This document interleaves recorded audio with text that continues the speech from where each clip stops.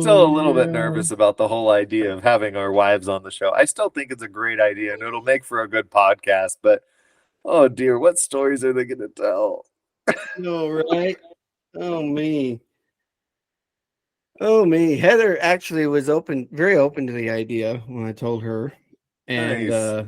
she says, yeah, I could have a thing or two to say. I was like, okay, care to share? She goes, we can talk about it later. Dun dun dun. Yeah.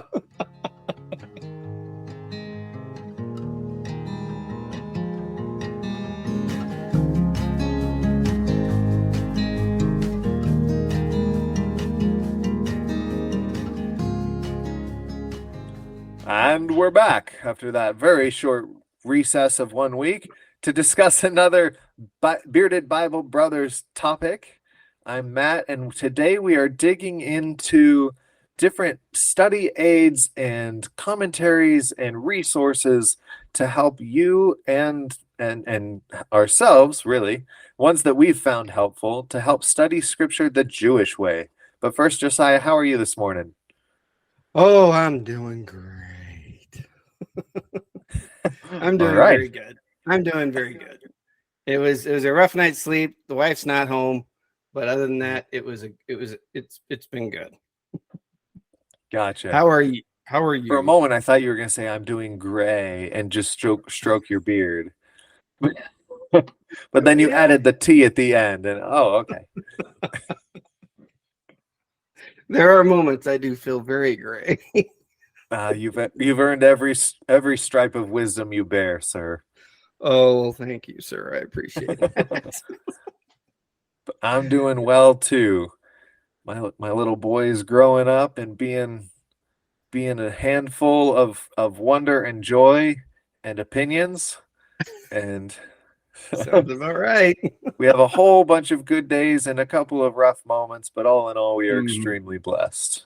Hmm. I know what you mean. It's kind of weird. Just the other day, I was looking at my own son. He's 11 years old, and he's almost 5 feet tall. It's like, how'd this happen? Where'd he go? He didn't Where'd my stack little enough boy bricks go? on his head. No, I didn't.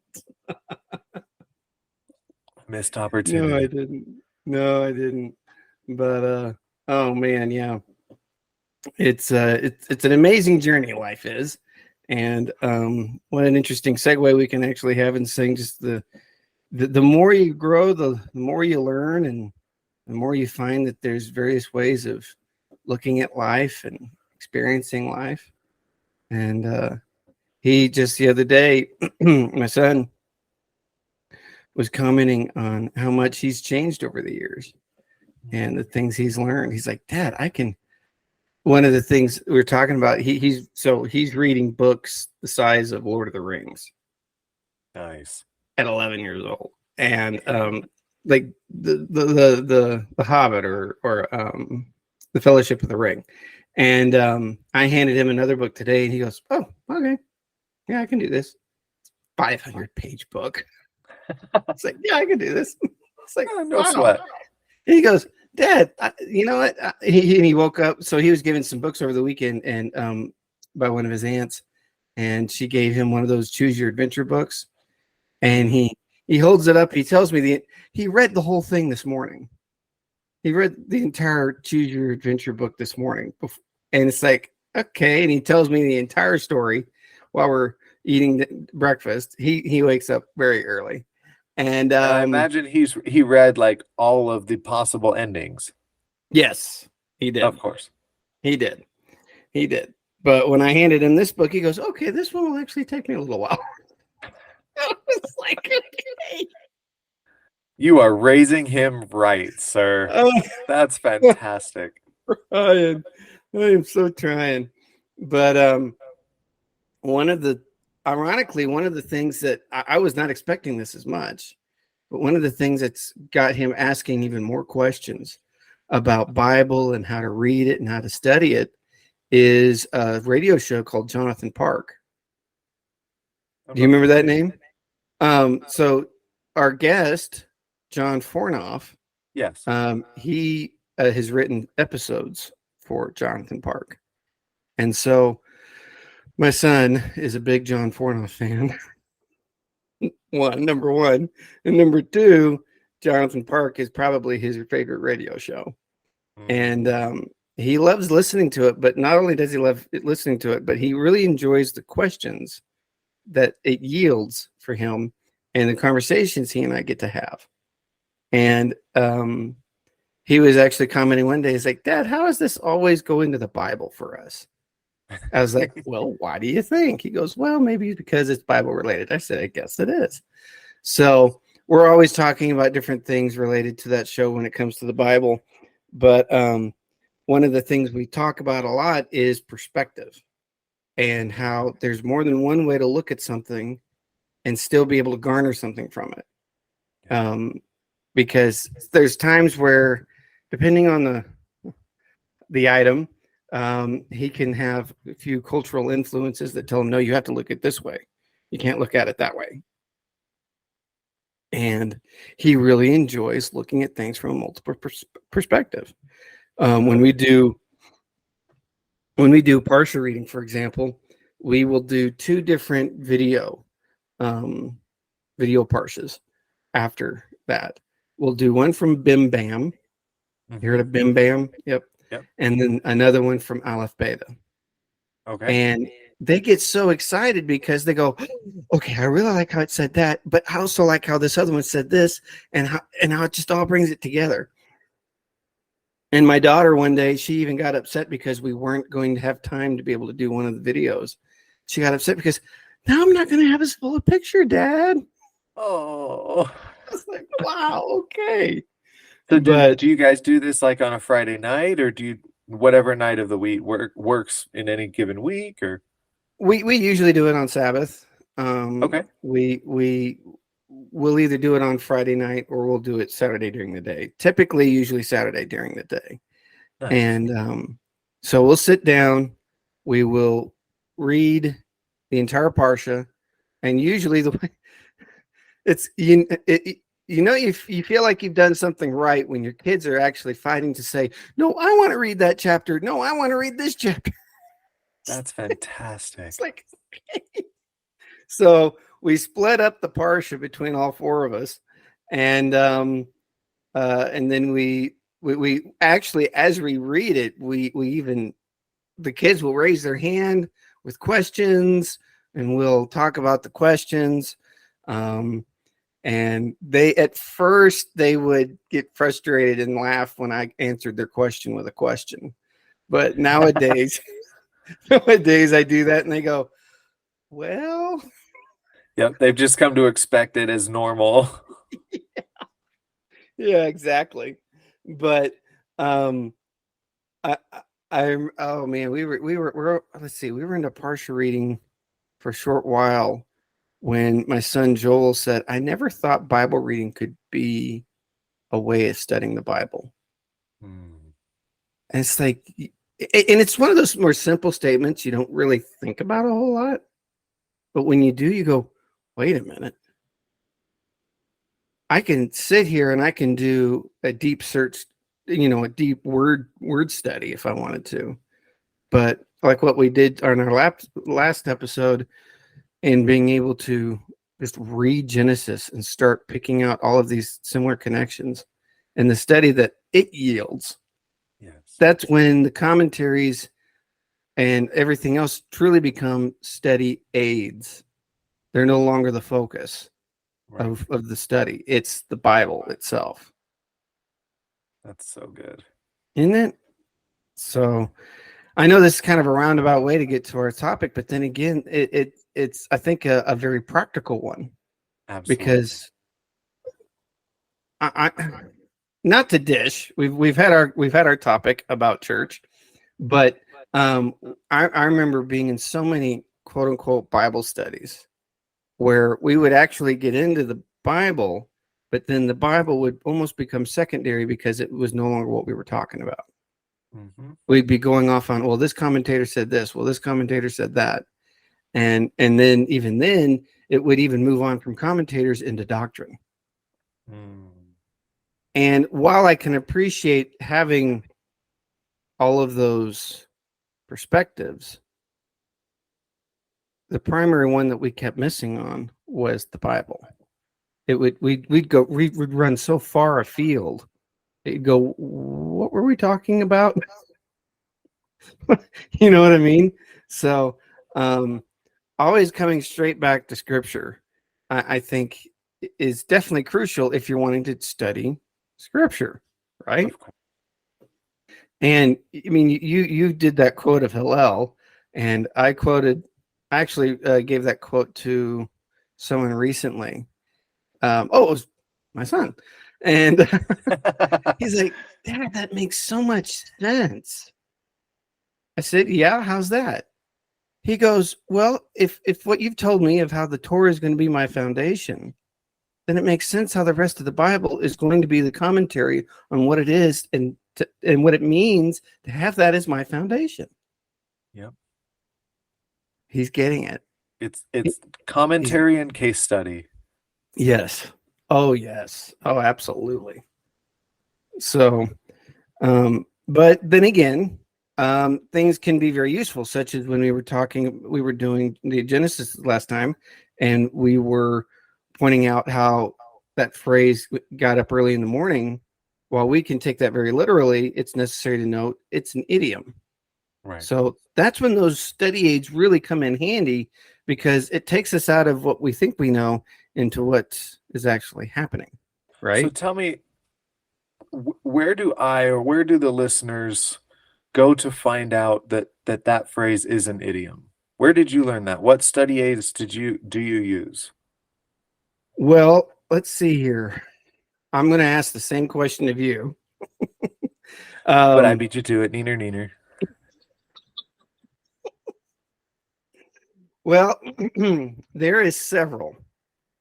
Now, while I have primarily made a lot of my study aids and commentaries from a Jewish perspective, there are still a few that I use of evangelicals. Craig Evans is one. Craig Keener is another. Craig Evans, now I know he's part of the Messianic movement mostly, but even he has admitted he was raised evangelical, and so he has a tendency of still looking things through an evangelical lens. And so, and it's him and Walter Brueggemann, Walter Kaiser. You know, that's interesting. Craig and Craig, Walter and Walter. I never really put that together until just now. That's funny. That's really funny. But it's one of the things I really like about Walter Kaiser, especially. I remember when I first came upon him. Oh, this was years ago when I was in seminary, and he was just honest. He wasn't trying to make his doctrine fit Scripture, or even the other way around. He was simply looking at Scripture, going, "What's it say?" And it was his book on Old Testament. What was that? Evangelicalism. I mean, evangelizing. So was there a premise of evangelizing in the Old Testament? Granted, he was using Christian words, sure, but he was saying, was there an obligation even in the Old Testament for God to be spoken of to other people from Israel? And one of the main things he goes back to was the promise of Abraham, the promise to Abraham. And he says, and you're going to be a blessing to the nations. Right. And he had a very convincing thesis, really, about that whole premise. And it was very good. So I have established a few Christian evangelical sources for that purpose, because sometimes, having been raised evangelical, I find sometimes using some of these sources can help just kind of bridge the gap for me a little bit. You know what I mean? But then some of the more larger resources, not just simply some of these little books, but some of the larger resources, you've got your commentary sets that you can have various options to. Now, I personally enjoy reading the JPS commentaries, which is a Jewish commentary set, which is directly linking Parsha readings or Parsha thoughts with Scripture. And it's of the entire book, right? So what I like about David Foreman's Parsha companion is that he has very specific points he wants to make, say, throughout Genesis, where he even brings up Isaac and Abraham during the sacrifice. But the JPS series will do the entire portion of Scripture rather than just large chunks like David does, Rabbi Foreman, and it will give more of a comprehensive idea of how we can read and understand a book of the Bible, especially of the Old Testament. And then I've got a long list in my head, so I'm not going to try to go through all of them, but just basically hit some key points. So I've used the JPS a lot in hopes of just getting some of that basic, not only language down, such as the idioms, but also approach to Scripture. Okay. Right. I still like, you've said it before, and I'll say it again. You have that phrase, the lullaby effect of Scripture. Sure. And it's that familiarity that you get so accustomed to it that you really can't interact with it any other way. Right. And so that's one of the reasons why I enjoy using that. But I remember the very first podcast you turned me on to, which again, thank you so much. Was Bema podcast. And I really appreciated Marty Solomon, because it was really Marty that encouraged me to do what I always enjoyed doing, which came to the frustration of a lot of my professors and even pastors that I used to work with, was questions, knowing how to ask the right question, right? And so that series in itself was truly very good, because he was touching on different points that might not pick up on in the JPS commentary. Right. And then another was myjewishlearning.com. Myjewishlearning.com is, have you used it? I don't think so, no. I have found it to be an incredible resource, especially when it comes to topics. A lot of Jewish scholars and readers will submit an article or an essay on a specific topic, and it'll give even more than one article for the same topic, but yet give a different perspective. And it's offered insight into that varying perspective, even from a Jewish, because even the phrase 70 faces to the Torah. Well, you've got different rabbis talking about the same thing, but seeing it from a different angle. It's like, oh yeah, okay, I really like that. And then wait, I'm going to try not to make this too long. But one of the biggest resources that I have found to be incredibly useful is Israel Bible Center. Yes. Now, you and I both use that, and I like it a lot, especially because the professors, a lot of them are actually Jewish, but they're Messianic Jews in the sense that they believe that Jesus is the Messiah. Right, but they weren't raised with the evangelical perspective or bent on it. They're looking at it through their own cultural and historical lens. Exactly. And so as a result, one of the things I remember when it came to even just the book of Revelation, when we were doing that, I was looking into the resources for that. One comment, I can't remember if it was from them or somewhere, is that this topic has become quite stagnant within evangelical thinking, which in a sense, yeah, I could definitely understand where that's coming from. But as a result, they said, well, let's look at it from this perspective. And not just even Revelation. Eli, oh, good grief, I know his name. Eli Liz Corin Eisenberg. His book on John was completely earth-shattering in the sense that he says, let me give you a whole nother way of looking at the book of John.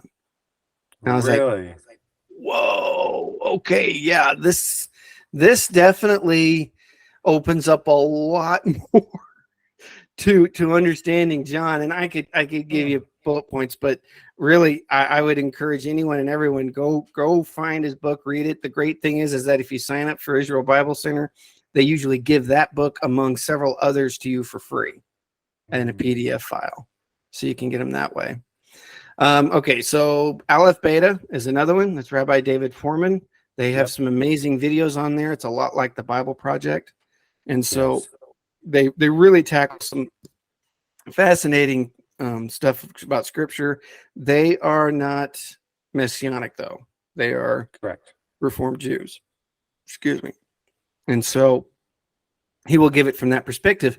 But one of the things I enjoy so much about even listening to him, even some of his podcasts, because they have 2 or 3 podcasts, is that when you're listening, you remember that one where they're talking about the trees in the garden? The tree of life versus the tree of the knowledge of good and evil, and the possibility that they might actually be one and the same tree. Right. Well, not only does that become captivating from their perspective, but when we are bringing in all of this New Testament knowledge, it makes all that New Testament knowledge just go boom with even more significant meaning. I can see it here. I can see it here. I can see it here. And so that's always it's exciting for one, but then it's also very illuminating for another. Yes. And Israel Bible Center also has a podcast of their own that's always very useful. Cindy Parker hosts it. I've always enjoyed her. Before I got into more of the Judaic perspective of Scripture, one online resource that I found incredibly useful was biblicaltraining.org. And it was a resource of upper education, so either undergrad or graduate level study of Scripture. And they would either have a book focus, or they'd have kind of a doctrinal perspective on a topic. And Cindy Parker's actually on that. And that's completely, and that's completely free of charge. And one of the things I liked about them is that they actually had a program. They set up their videos so that it would be kind of a logical progression of you being able to start off where you might not be, to where you could be even more in deeper conversation with God and others and the Bible. And I appreciated that. They even have Walter Kaiser on there a little bit, Walter Bergman. So that one is still used. I found to be still a functional help in studying Scripture. But if there's one thing that I have to say has been the number one game changer for me, is getting a hold of the Jewish Study Bible. Simply because it finally... Now, we've all heard the phrase, not all translations are created equal. Right. This one, though, what I appreciated about it is that it actually brings the names of God back in. And it puts it within specific contexts.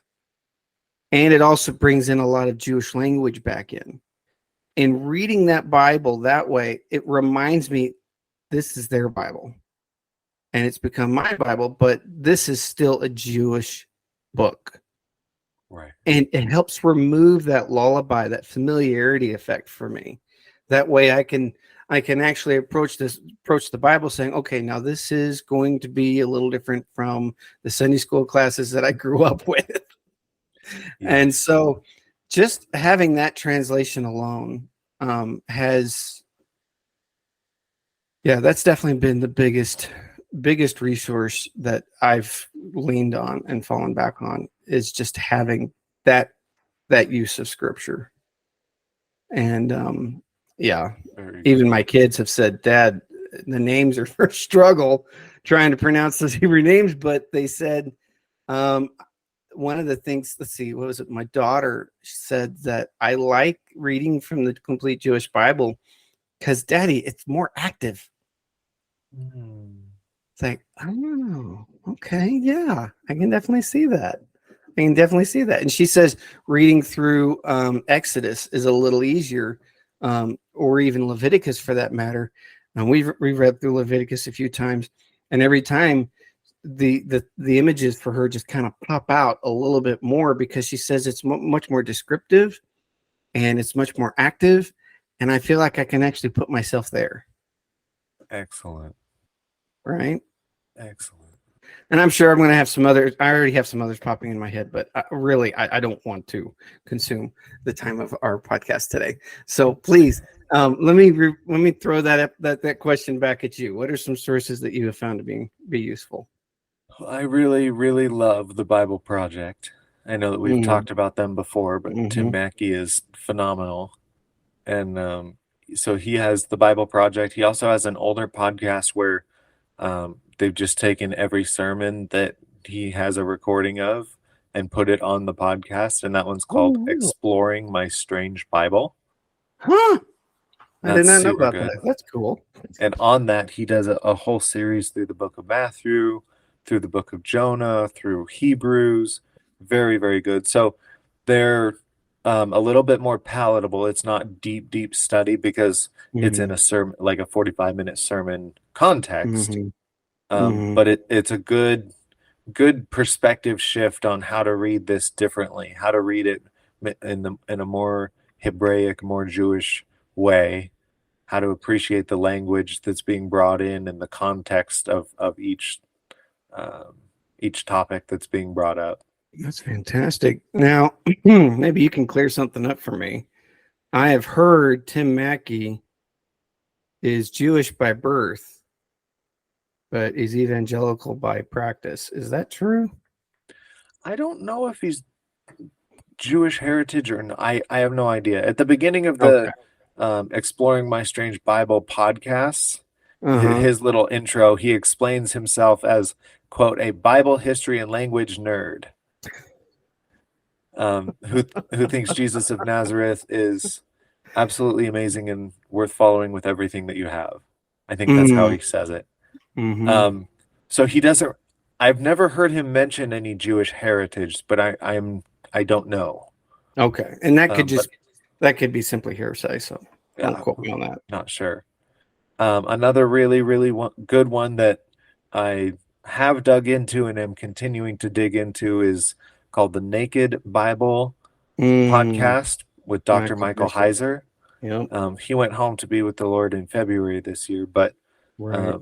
he has quite an archive of really terrific podcasts there, some of which are topical, some of which go through books of the Bible. And his ministry is continuing on through various different teachers. But his podcasts and his books have really helped shape my perspective as well. I also have 2 sets of commentaries on Torah. One of them is Rashi's commentary. Yes. Okay. So That's do we want something I to didn't dig bring in? up. Yeah, let's, because that's something I didn't bring up because I know in a previous podcast I mentioned a book called Essential Torah by George Yes. Robinson. And one of the things I even like about my Complete Jewish Bible is that it'll reference a lot of Jewish commentators. Yes. Including Rashi and Rambam and just so many more. But yeah, this I think is the complete shift for a lot of evangelical readers, is that now we've got these evangelical commentators, but now let's look at what the Jewish commentators have to say. Yes. And so that's where it Rashi becomes wrote completely game changing. Yes. So he was a Jewish Frenchman who wrote a while after, I think he was in the early 1000s AD. So a fair bit after the New Testament was compiled, or the New Testament letters, and a bit after the Talmud, I believe. And so, but a lot of Jewish rabbis today basically say that without Rashi's commentaries, you really can't even start studying Talmud. Yeah. And so it is the deep end of the pool, and you definitely have to Oh, that's for sure. dedicate some time to it if you're going to sit down and read Rashi. Yeah, you need to have some life preservers created so you can go, okay, now I can stay afloat in all of this because there's Yep. just so much. Yep. Some of it is absolutely terrific. Some of it goes straight over my head. I'm sure is probably pretty good. Hmm. You can also tell that he was writing in an era when um, Christianity was he was very negatively influenced by Christianity. The Crusades were Yeah, starting, and so right. he does bring that. He's obviously not a believer in Yeshua, but Hmm. so he does have some of those perspectives. But it's good commentary and um, good for us as followers of Yeshua to be aware of some of the perspectives against his disciples and a lot of what's been done in the name of Jesus that by absolutely no measuring had anything remotely to do with Jesus except the name. Right, right. And even, excuse me, on the other side of that, even I remember when I found out about Martin Luther's book against the Jews, Yes. going, okay, so there's definitely more going on here than just simply meets the theological eye. Yep. Yeah. Yep. I have another 5 book set commentary set um, on Torah called The Midrash Says. And I think Yeah, I know that set. they're fun. They're They fun, are. fun books. I think we've explained Midrash on the podcast, so we don't necessarily need to do it again. But um, basically, a narrative version of commentary, and Right. they're Kind written of to a be teaching taken, approach. yes, taken Yeah. non-literally, but Hmm. a bizarre story about what Scripture actually says, kind of expounding Hmm. upon and elaborating upon. And then Hmm. the whole point is you hear this story and you go, okay, why did the sages and the rabbis write that? What about the text are they trying to get my eye to focus on? And Right. so it actually drives you back to the text, which I think is terrific. And it's very different than the Western perspective on how to do commentaries, because commentaries from the evangelical or Western perspective are largely just answers. This Hmm. passage means XYZ. It doesn't drive you back to the text. It doesn't make you think. It's just like, oh, Right. okay, that makes sense. Cool. Keep cruising. Right. So Yep. those are Yep. some. There's an app that I have dabbled with, and I'm Okay. trying to learn how to use it better. Um, Okay. and it's a great resource. I can tell. I just am less familiar with how to use it.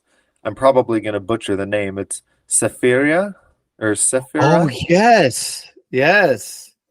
That's They an have excellent app. an enormous library of They Jewish sure do. commentaries and texts, Yeah. and that has been very, very helpful when doing an in-depth study on any particular Old Testament passage. Hmm. Um, Hmm. that's been really good too. But And um, their history articles are also quite fascinating. are they? They I haven't found oh those yeah, yet. they even talk about the Holocaust. They have a lot of material. I think they even have an entire dedicated subfolder on the Holocaust, which was just mind blowing. And music, I think, was another one. Yeah, they cover a whole lot under Safaria. That's a treasure trove right there. Yes. Absolute treasure trove. So I think I could dive into it for weeks and weeks and weeks and still say that I've only dabbled in it. Right. So, Exactly. Matter of so I fact, think if you for don't mind, me, I looking up completely at my bookshelf, spaced. There was I think actually for me one. that's most of the resources that I tend toward. I've read various different books. Rabbi Jonathan Bernis has several books that are pretty Mm, good for like I've entry heard of level him. perspective, just getting into the Jewish view. Lois Sverberg also has some very good books. Right. Sitting Right. at the feet of Rabbi Jesus, walking in the dust of Rabbi Jesus. Hmm. So those are Hmm. very good resources as well. Um, but I think as far as actual study aids, those are the ones that I go to. Oh, wait, pause. Cannot do this episode without talking about Blue Letter Bible. Oh yes. That is a gloriously Very good point. wonderful website and app that if you don't know Greek and Hebrew, You Yep. really don't have to, because Yep. it builds it all into the app. If you It are really not does. familiar with Blue Letter Bible, you need to be. Mm-hmm. It's a Mm-hmm. Good point. terrific study aid. Very good point. Oh yeah, and one of the now we a lot of us have probably heard about logos, that Mm-hmm. very big, and I mean it's a, you feel like you've got to take a, well, I know that in some cases you actually have to take a course in order to learn how to actually operate The the software, program. right? It's just so big. But Blue Letter, I think, is a decent um comparable programming to that. And it's Um free, and it's a lot it more is free. accessible, in my opinion. Very much so. Very much so. One of the professors of Israel Bible Center, his name is Pincus Shear. He even Mm-hmm. has his own website with a lot of his own teachings, which really do not differ very much from Israel, because he's still looking at a lot of scripture. You and I were talking about his atonement course. Just, it's like, wow, okay, this is, and Yes. atonement specifically including what Jesus did. And you go, okay, this just did it. Yep. This just did it.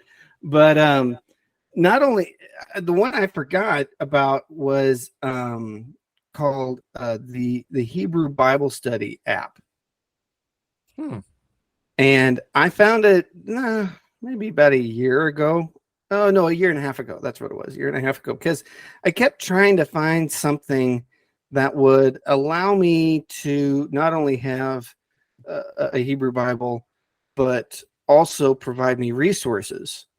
And this one was it for me, to the point where I even paid for their annual fee to be able to get more of their app, because when you when you get it, you say you go to Proverbs 22:6, which was one of the things I was looking up recently. Train up a child in the way he should go, and even when he is old, he will not depart from it. Mm-hmm. Well, when you click on I think I'm going to try this. When you click on the verse, all of these things start popping up below it. Yes. Commentary, midrash, dictionary, reference, halakha, and it just, and there's nearly almost a dozen stuff, quoting commentary, Jewish thought, and it just gives such a depth to these that app in itself has been my go-to app, really, for Bible Awesome. study. If I don't have my books around me, that's the app I go to, and that's been an immeasurable wealth of information and understanding, and it's helped me be able to take those verses where I think I used to know and realize, okay, no, this actually means something. It's not that I was completely wrong, but I was just off. Right. I missed the target. Yes. So sorry to interrupt on that one, but yeah, Blue No. Letter. Oh, absolutely, absolutely. I know we mentioned this once before.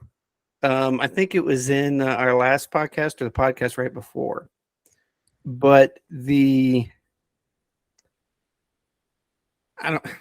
got the word need, I've got the word necessary, but the advantage of at least understanding Hebrew on Mm. some level, I think becomes even more and more important these days, given how far the English language is taken. The English translations are taken by its readers, because they become so more attuned to what the English is saying that they're missing what the English is trying to say from the Jewish documents. You know what I mean? Yes. So, have you found any particular resource that's helped you help understand the Hebrew language? Um, Other than the fact that I'm actively trying to learn Hebrew, so I How, not how are you not a doing that? resource apart from like trying to learn a new language. Right. Um, I'm doing some OPON classes, which it Hebrew University did a study on the best way that human beings learn a new language and how kiddos Mm, learn language. mm, And hmm. then they built out this whole process of learning a language that's mirrors how kids do it, because they're the experts at it. Um, and so I'm doing some of those. I wish life was not quite so busy all the time that I could really do more of it. But Right. so besides actually trying to learn the language myself, I don't have Mhm. any other really resources on that. Do you? Duolingo is one. Now Sure. that's more modern Hebrew, but Hmm. it's a starting place, especially with how they approach language learning. Um, and then there are, oh, good grief, the internet, the internet, the internet. There's just Hmm. so much. You get deluged, really. Once Google figures out your algorithm, oh, Lance, just get ready for the avalanche. Right. But Multnomah University out of Oregon, Portland, Oregon. It's an older, not very commonly known little Bible college there, but some of the work that they have produced has been, I would say, more practical and a little more honest. Okay. It doesn't well in the past. I don't know now, but in the past, it has not had an agenda, so to Hmm. speak. And so, but they have two scholars there, Kurt Jorgens, no, yeah, Kurt Jorgensen and Rebecca something. Um, they are both Dead Sea scholars, Dead Sea Scroll scholars, to the point when I went up there, I actually attended that school for a short time. I had to go up there for an in-person face-to-face. It's part of their entrance application. And the Rebecca was the one that was showing me around, and she took me to this building. It was kind of attached to their library, and she says, "I think we might even have a part of one of the Dead Sea Scrolls here right now." I was like, "What?" And so I almost got to see a piece because I saw the exhibit once when it went through Kansas City, maybe I don't know, 14, 15 years ago. Hmm. But being able to chat with her was quite eye opening because one of the things I found out was is that they are some of the most respected um, teachers in the world on Hebrew language, and so they actually came up with a course program in helping other people learn Hebrew, and so I have their material, and it has definitely proven very very useful, and for me because you've got people learning things different ways. You've got people who gravitate more towards algebra, and other people that gravitate towards geometry. For me, this presentation of Hebrew definitely enables me to learn it because it kind of fits in where I how I learn language. And so Okay. that was definitely one of my biggest boons. But really, Duolingo, and then there was one other app I had on my phone. It's where you get to learn how to write the alphabet Yep. and learn I the like alphabet for Hebrew. Drops. Drops is a good Hebrew or a language learning app, and they Mm-hmm. and different. They have a different app for a whole bunch of different languages, Right. and they let you trace the Hebrew letters while also basically gamifying learning the language so that it's Yep. fun, it's engaging, and human beings learn better when we're having fun. So Oh, I couldn't agree more. that's been a fun one for me as well. Mm. I've wanted to. One of the things that I haven't been able to get to do over course of trying to dig deeper into the Jewishness of Scripture is to actually connect with somebody who is a Jewish speaker, a Hebrew speaker that I could learn with, and even just ask some basic questions from. That hasn't panned out, but maybe that'll change. I don't know because having having the education in linguistics I have, the focus was ESL, which is learning English as a second language, but it incorporates a lot of methodologies and just learning another language as a second language. You've got your mother tongue, Okay. and then you've got secondary languages, and so in doing that, you have more of this play approach to learning language, and but in order to do that, you need to have someone there that's proficient in that language. I Right. remember sitting in I did an intensive language course at Wycliffe Bible translators down in Texas. And we're sitting at this table with a young lady. I can't remember what language it was, but we just had random things on the table. And we would ask her, okay, what's this word? And so we would just start piecing together rudimentary sentences based on the objects on the table. Sure. And it was fun, laughable. It was an easy way, because you get into some of these language courses and you just feel stiff, right? I've got to get it right the first time. And I remember in my French course, oh man, when I was taking French, that was an experience, to say the least. But oh yeah, the ability to play with language. My son has been learning Navajo, and my daughter's been learning Hawaiian, and we'll be sitting in the car driving around doing errands or whatever, and I'll ask my son, so what's this in Navajo? And he goes, oh yeah, that's this word. And next thing I know, he's saying sentences in Navajo with that word in it. It's like, wow, that's fantastic, buddy. And he does the Duolingo app. There are a lot of great apps. Drops is a good app. I like Drops too. But if you can find a way of even just getting your own kids interested in learning language, and one of the reasons my son got so fascinated with Navajo was that he has a classmate who is a Navajo excellent citizen. Yeah, and she's about his age, and she actually has been learning Navajo from her grandmother. And so he'll go up to her and say, am I saying this right? And she'll correct him or not. It's like, oh, this is fantastic. That's so good. Cool. But man, yeah. And then one of the other things I came across with George Robinson stuff was the myriad of organizations, websites, and resources that send out emails about Parsha and Torah study.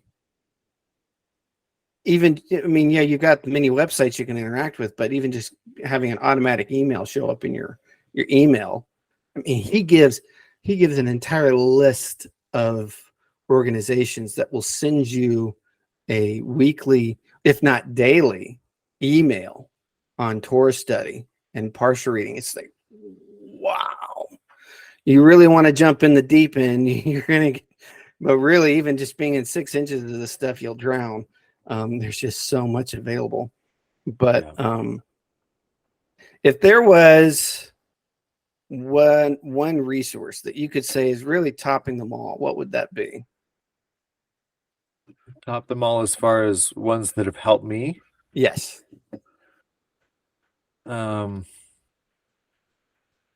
I would say probably Bema Discipleship Podcast, and a very, very close second would be the Bible Project. I can't say that I disagree with anything that Marty Solomon has ever said on the Bema podcast. I might wish he would phrase some things a little bit differently, and just be a little bit clearer on some certain things. But by and large, it's a phenomenal podcast. For any of our listeners who are thinking about listening to it, please start at the very, very oldest podcast. Start Absolutely. at the very beginning and work your way forward. It takes them about 4 years, but they go all the way through scripture and church history. I haven't listened recently. I don't know what they're doing now that they've completed that project, but it's phenomenal content. And yeah, that and the Bible Project. Right now, the Bible Project podcast, because I think the way Bible Project does it is they do a series on a particular topic in the podcast, and then their teams get together and kind of distill it down into simpler terms and then make the videos out of that. Oh, cool. Okay. So if you go to their videos on YouTube and stuff, they're like 8 or 10 minutes, and it's much more accessible even for kiddos or for people that are new to it. The podcast is the deeper end of the pool, but it's still very, very well done and very accessible. Right now on the podcast, they're doing absolutely exemplary study on the topic of cities in Scripture, starting with the very first city that Cain built when God um, banished him, but marked him for his protection, and Cain built a city, all the way up to the New Jerusalem coming down out of Mhm. the skies at the end of Revelation. It's a phenomenal Wow. podcast. Love Wow. listening to them. Well, I've not listened to that podcast, so you're Okay, giving me that needs to another change one. most immediately. What? I said that needs to change most immediately. So, so one of the things that I still follow Bema, and recently I was looking at some of their stuff. They're actually having two topics going simultaneously. So they drop one episode of reflection. So it's depending. It could be Sabbath. It could be community. Just so it's a More topical. reflection. Yeah, yeah, yeah. But then the next episode they'll drop will be on a episode of The Chosen. Oh yes, they're still doing the Chosen reviews. Yeah, they're let's see, 10 hours ago they dropped their review on The Chosen season 3 episode 6. So Okay. intensity. So they talk more about Pilate, and they watch with the crowd as Jesus does everything except get John the Baptist out of jail. So that's what they talk about. And one of the things I always enjoyed about Bema was their resource tags. So you Yes. open it up and they always have additional resources that you could tap on. And it's Yes. just follow the rabbit trail or fall down the rabbit hole. I mean, that's how I've come across so many of my books that I've found over the years and read. But you know what? That actually reminds me, there's going to be another author I'm going to bring up, Marvin Wilson. Okay. Marvin Wilson. He wrote 2 books. I think each of the books was for a PhD. I think he has 2 PhDs. I mean, for crying out loud. But it is exhaustive stuff. It's actually his stuff was one of the first resources it came across that it explained the analogic, the block logic used in Scripture, and that was completely eye-opening for me, because I always knew that the just using standard logic never really quite made sense when using Scripture. So give us a brief way. explanation of block logic or analogic. Okay.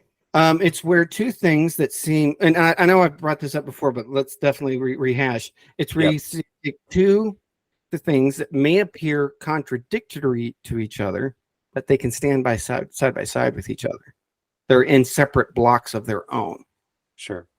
Now, the logic we tend to use is more linear, where we're going to establish this to be able to go to this, to be able to go to this, and so on. But this one completely removes the linear aspect, which is more akin to the Jewish literature because it's not very linear. And so as a result, you begin to see more how the Jewish thinking works based on this block logic.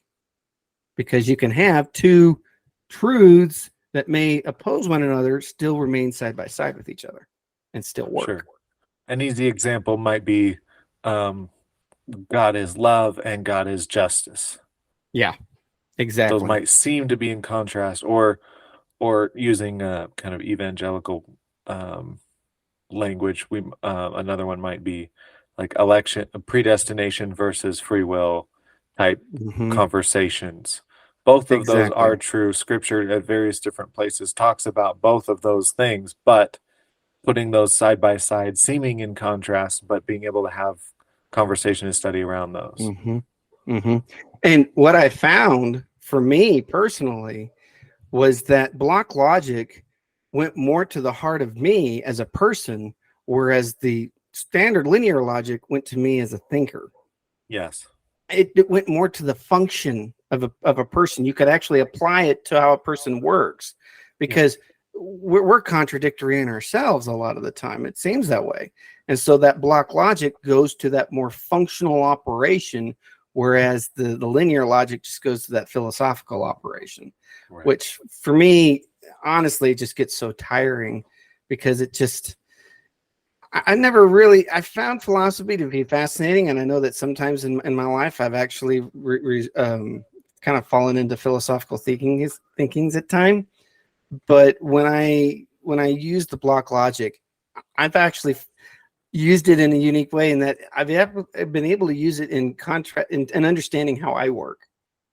So if I see something, I'm popping up going, okay, this is what I believe.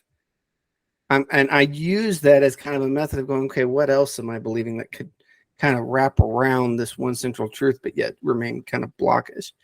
And so I've appreciated that. And so that's why I would highly recommend Marvin Wilson's books. Our Heritage is one that I think that might be part of the title. And then Our Father Abraham. I read Our Father Abraham. Phenomenal book. Yeah. Oh yeah.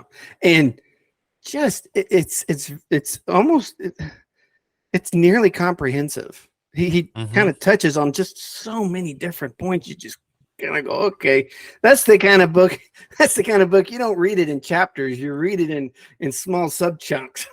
Yes. So you can process it. But then he also has the questions at the end of each chapter, which helps you even mull over even more about what he's talking about in a given chapter. And I like that a lot, because that's what colleges are trying to get you to do. Let's have you interact with it, really think about it, and then respond to what you've just learned about. And so that's what I really like about Marvin Wilson's stuff, is that it really does that. And I've never been a part of these groups, but I've seen groups take his book and use it to facilitate their conversation about Scripture and learning more about Scripture from a Jewish perspective. Yes. Great stuff. Just great stuff. Good. So well, I have one more person to bring up that I'm remiss in not mentioning before, and then I think we might need to wrap up the podcast because we're running a bit long now. We are running long. Again, we've been doing a little longer these days. Yeah. So the last one I'll bring up is Ray Vanderlaan. Oh yes. Anybody who starts out listening to the Bema Discipleship podcast with Marty Solomon, you will hear his name come up a number of times. And if I think I'm correct that both Marty Solomon and Lois Zverberg were students of Ray at various different points. So Ray Vanderlaan, I don't heard remember. the same thing now that I recall. What's that? I heard the same thing. The same connection. Yeah, I think Lois refers to him a couple of times in some of her writings. I'm trying to remember what his ministry is called. I got another buddy that enjoys him a lot too, and I cannot recall off the top of my head, but yeah, folks who just go grab Google and start hunting. Yes, I'm trying to see if I can find it real quick, but no, I can't. Okay, but Ray Vanderlaan is he has videos, he has writings, very, very good additional resource. So go hit the Google and check him out too, as in your abundant. I think we've probably dropped 12.5 different resources. So to our listening audience, was one I completely forgot about. Yeah, please dig in at whatever level you would like. Please don't take any of this as you have to be exhaustive in pursuing all of these. Remember that Ecclesiastes talks about pursuit of knowledge for knowledge's sake is vain and vanity, and it's all about getting closer to Yeshua and God. So, I'm sorry. Can I mention one more? I know we're adding, but this is one. This one is what actually helped me. I found this during COVID. Okay. And this one actually helped me in not just a spiritual way, but even a personal way. TorahClass.com. I stumbled across one night for the sake of clarity, we lost 14 friends and family members in 16 months. 5 of them died from COVID. And the exhaustion and the trauma of all of that, we bought a Roku. I was plugging it in. I was just scrolling through the channels, and I found Torah Class. And that ended up becoming a significant way that I had a lot of the Bible intake that I could do, because I was having a hard time reading. I couldn't really focus on reading. And Right. here is Tom Bradford reading. He'll actually read the entire portion he's going to talk about, and then he talks about it through Rashi, through Rambam, and all of these other sources, and he applies the Jewishness to that scripture. And that really was the what really kept me going through that entire time when I couldn't just really read or focus on myself. That Sure. that resource was excellent. So in that way. Well, sir, I've enjoyed chatting with you today. Likewise. Yes. And to our listening audience, please email us with your thoughts, comments, questions, resources that you have found helpful that we didn't mention, your Yes, favorite ones please. that we did. beardedbiblebrothers@gmail.com, and we'll connect with you again in the next episode. Take care.